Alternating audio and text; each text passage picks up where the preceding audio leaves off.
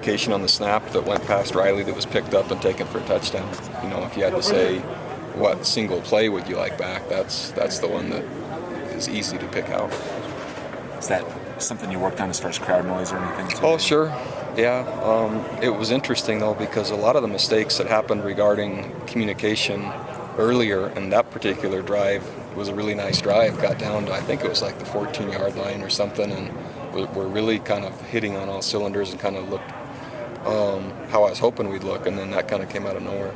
Obviously, you don't practice on Sunday, but do you reach out to more guys on Sunday after a game like that? No, I really didn't.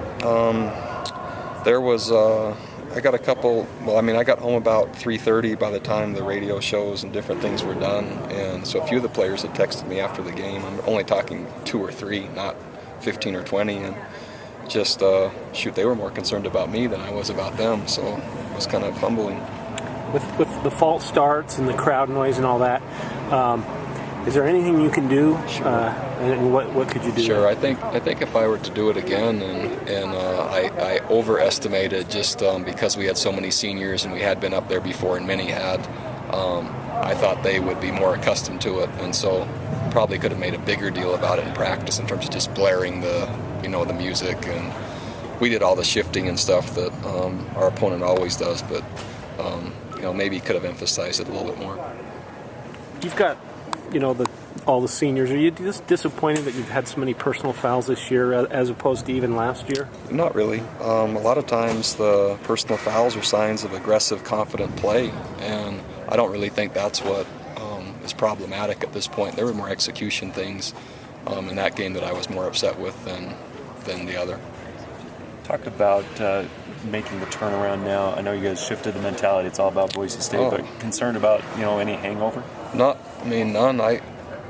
I mean, literally, and it's really hard for anyone else to understand. As a coaching staff, that game already seems like it was weeks ago. We've put so much work into Boise State already that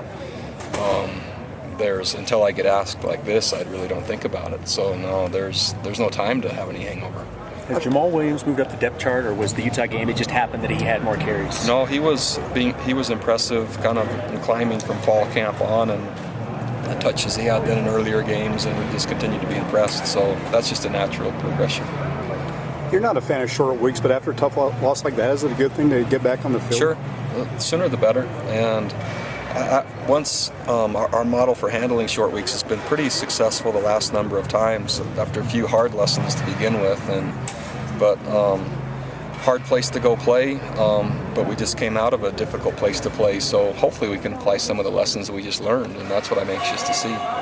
Specifically, what challenges does Boise State present? Well, if you think about just playing there, it's I think 57-3 is their home record, so hard to go in there and win. Fan support, culture, etc., probably similar to the environment we were just in.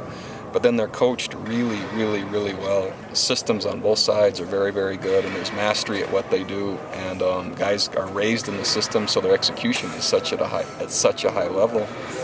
They have some players they're replacing, like the rest of us, but the systems are really good, and I think they're very confident on their home field.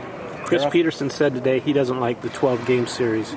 It's a little too much, he says. What's your feeling on that? I would say the same. 12 is, how in the heck do you know after 4 what's going to happen or who's going to be where? So, yeah, I think it's probably too much, and I'm sure I agreed to it. I don't remember when or how or under what circumstances, but, I reserve the right to change my mind on occasion. Their offensive line has not given up a sack so far this season. How good is the offensive line? Well, it's partly their offensive line, and it's partly the system. If you go back statistically and just take the last 5 years and look where Boise State ranks in terms of giving up sacks, I think you'll find they're probably in the top 5, at least the top 10 every year. And so their system has a lot to do with it.